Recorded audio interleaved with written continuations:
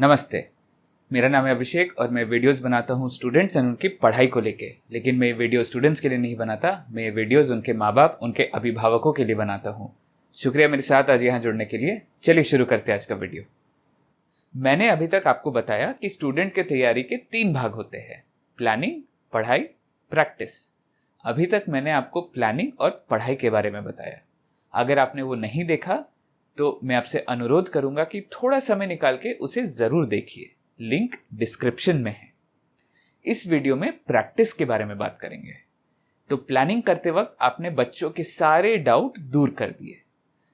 पढ़ाई वाले पड़ाव में आपने बच्चों की मदद की उन मुश्किलों का सामना करने में जो उन्हें पढ़ते वक्त आती है। अब प्रैक्टिस से आपको और स्टूडेंट दोनों को ये समझना होगा कि ये जो प्लानिंग और पढ़ाई हो रही है वो काफी है या नहीं। चलिए बात करते हैं इस आखिरी पड़ाव पे। तो इस वीडियो में मैं कुछ सवाल के बारे में बात करना चाहता हूं जो अक्सर इस पड़ाव के बारे में पूछे जाते हैं। घबराइए मत, उसका जवाब भी मैं ही दूंगा। सबसे पहला सवाल ये है क्या? प्रैक्टिस से मेरा मतलब है वो प्रैक्टिस वाले टेस्ट या जिन्हें मॉक टेस्ट भी कहते हैं, जिसे बच्चे अपने तैयारी के समय देते हैं। आज के तारीख में लगभग हर कोचिंग वाले अपना खुद का टेस्ट सीरीज चलाते हैं जिसमें स्टूडेंट एनरोल हो सकते हैं। इसे ऑफलाइन ऑनलाइन दोनों तरीके से दिया जा सकता है। अब आप मुझसे कहिएगा कि इसका क्या फायदा? स्टूडेंट ने पढ़ाई कर ली, सवाल बना लिए, अब 3 घंटे देकर एग्जाम देकर क्या फायदा? यही समय पढ़ाई को भी दिया जा सकता है। इसके जवाब के 2 पहलू हैं। पहला, पढ़ाई। स्टूडेंट ने जो पढ़ाई की है, जो सवाल बनाए हैं, वो काफी है या नहीं ये कैसे पता चलेगा? उसी के लिए मॉक टेस्ट देना होता है। स्टूडेंट अगर इन प्रैक्टिस टेस्ट में अच्छे मार्क्स नहीं ला पा रहा तो फाइनल में भी नहीं ला पाएगा, याद रखिएगा। दूसरा पहलू है एग्जाम की तैयारी। यहां पर मैं पढ़ाई की बात नहीं कर रहा। स्टूडेंट को 3 घंटे जो एग्जाम देना है उसमें 180 मिनट ध्यान लगाना है। ये उतना आसान नहीं जितना कहने में है। ये जो एग्जाम देना है ये एक कला होता है जिसे स्टूडेंट को 2 साल में सीखना है। स्टूडेंट अक्सर ये गलती करते हैं कि कंपटीशन को स्कूल एग्जाम की तरह देते हैं। पहले सवाल से शुरू किया और फिर बनाते गए। ये उतना सरल नहीं है। स्टूडेंट को एक स्ट्रैटेजी, एक रणनीति बनानी होगी, तभी ज़्यादा से ज़्यादा मार्क्स आएंगे। आगे के वीडियोस में इस पे विस्तार से चर्चा करेंगे। कई बार स्टूडेंट्स एग्जाम दे देकर बेचैन हो जाते हैं। अगर काफ़ी समय तक मार्क्स में बढ़ोतरी नहीं हुई तो उन्हें लगता है कि पढ़ाई उनके बस की ही नहीं। ऐसे में उनका परेशान होना स्वाभाविक है। यहाँ पर अक्सर टीचर्स उनसे कहते हैं कि उन्हें खुद से अपना हौसला बनाए रखना है, कि उन्हें खुद से इस मुश्किल घड़ी का सामना करना है। मेरा मानना है कि ये गलत है। यहाँ पर टीचर्स आपके बच्चों की मदद नहीं कर सकते। ये कोई कंसेप्ट नहीं है जो उन्हें समझा दिया जाए।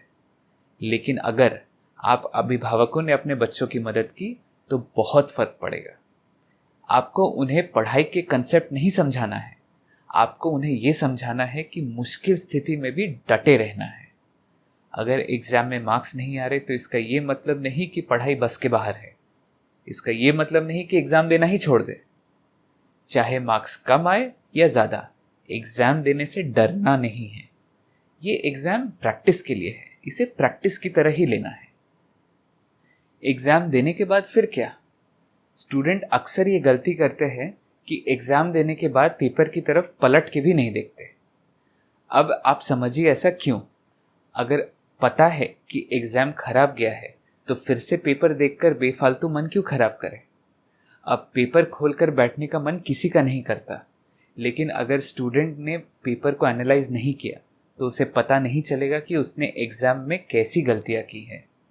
एक एग्जाम में स्टूडेंट कई तरह की गलतियां करता है, उसमें से कुछ गलतियों को आसानी से दूर किया जा सकता है, लेकिन इसके बारे में पता ही नहीं चलेगा अगर स्टूडेंट ने पेपर ना देखा हो।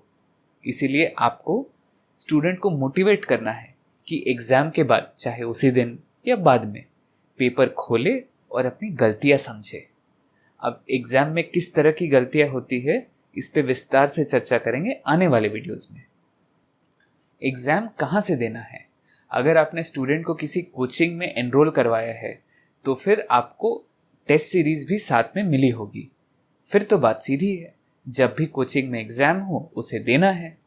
लेकिन अगर स्टूडेंट ने ड्रॉप लिया है या किसी कोचिंग के क्लासरूम प्रोग्राम में एनरोल नहीं करवाया गया, फिर किसी भी स्टैंडर्ड कोचिंग के टेस्ट सीरीज में एनरोल कर सकते हैं।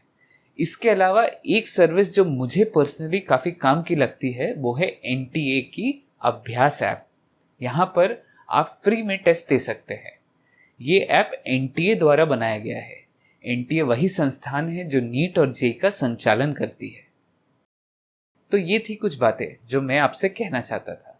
अगर आप मेरी बात मान रहे तो आप ये समझ गए होंगे कि पढ़ाई के इस पड़ाव में कोई भी टीचर, गाइड, बुद्धिजीवी आपके बच्चों की मदद नहीं कर सकता। ये काम बस आप अभिभावक कर सकते हैं, याद रखिएगा। आने वाले वीडियो में पढ़ाई के इस पड़ाव पे और विस्तार से बात करेंगे। जुड़े रहिएगा। अगले वीडियो में फिर से मुलाकात होगी। तब तक के लिए नमस्ते।